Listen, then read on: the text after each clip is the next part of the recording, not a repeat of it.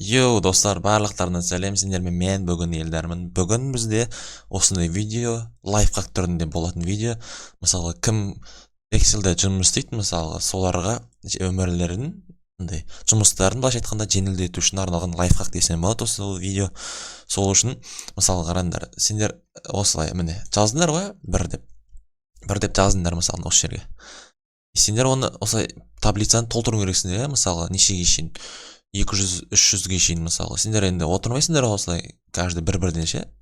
И сондықтан мен осындай лайфхак таптым. Короче, достар, кім білмейді, сендерге алдын ала айтайын деген, міне қараңдар. Осыны басасыңдар, достар.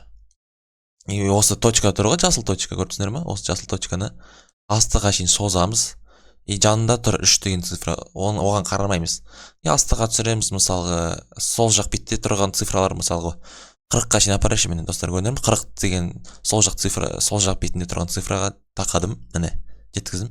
И барлығында 3-3-тен тұрды, көрдіңдер ме, достар? Барлығында 3-3-тен. Енді достар, сұрақ, оны қалай 40-қа шейін апарамыз, 3-тен 40-қа дейін. Осыны басамыз. Мына жанында шығып тұрған 4 бұрышты, осыны и заполнить дейміз. Міне достар, осылай 1-ден 40-қа шейін апардым. Осылай істесеңіздер, достар, сіздерге бастықтарыңыз премия береді десем болады. Өмірлеріңіз, жұмыстарыңыз жеңілдейтін болады. Көп отырмайсыздар, тез бітіріп, тез қайтатын боласыздар үйлеріңізге, достар. Барлықтарына рахмет. Если лайфхак ұнаған болса, лайк басып, комментарий қалдырып кетіңіздер, достар. Подписаться тоже басыңыздар қызыл кнопканы. А мен дальше лайфхак түсіретін боламын, достар.